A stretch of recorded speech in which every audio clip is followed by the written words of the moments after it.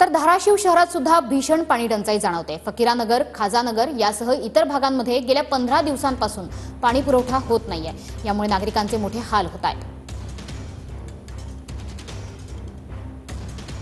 धाराशिव शहरातली ही दृश्य आपण बघतो आहोत। फकीरानगर, खाजानगर या भागांमध्ये सुद्धा गेले अनेक दिवस पाणी नाही, भीषण पाणी टंचाई आहे। त्याच्यामुळे अगदी तळ गाठलेला आहे। या पाण्याच्या भांड्यांनी अनेक किलोमीटरपर्यंत लोकांच्या रांगा लागतायत टँकरमधून पाणी भरण्यासाठी।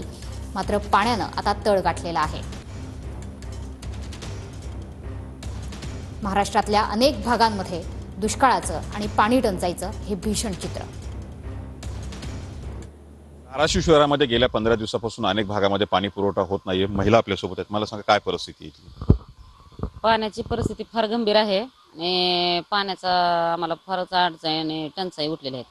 आम्हाला पाणी पहिलं येत होतं कधी कधी तरी 8 दिवसाला 6 दिवसाला, तर ते पण आता भेटत नाही आम्हाला पाणी।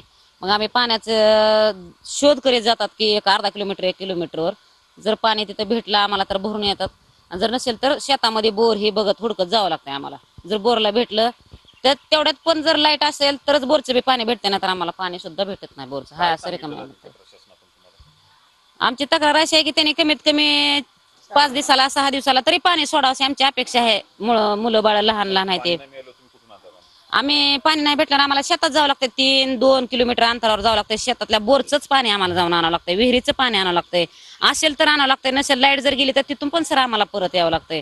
तर आमची अपेक्षाच आहे। विकत पाणी आणतं, विकत पाणी यायला तर टँकर येत नाही, काही नाही, पाणी आम्हाला विकत बी भेटत नाही। रस्ते बारीक असल्यामुळे गाड्या येत नाही त्या पाण्याच्या। Santosh Jadhav, tune in Marathi, Dharashiv. तर धाराशिव शहरामध्ये सुद्धा भीषण पाणी टंचाई जाणवते। मगाशी आपण बघितलं की अक्कलकोट, सोलापूर भागामध्ये सुद्धा भीषण पाणी टंचाई आहे। तर धाराशिवमध्ये गेल्या 15 दिवसांपासून पाणी आलेलंच नाही। त्यामुळे घरातल्या गृहिणींना प्रश्न पडलाय की आता रोजचं कामकाज कसं करायचं, लहान मुलांना नेमकं कसं सांभाळायचं। शेतामध्ये 2 ते 3 किलोमीटरची पायपीट करत उन्हातानातून फिरत त्यांना पाणी आणावं लागतंय। हंडावर पाण्यासाठी ही वणवण महाराष्ट्रातल्या अनेक भागात बघायला मिळते।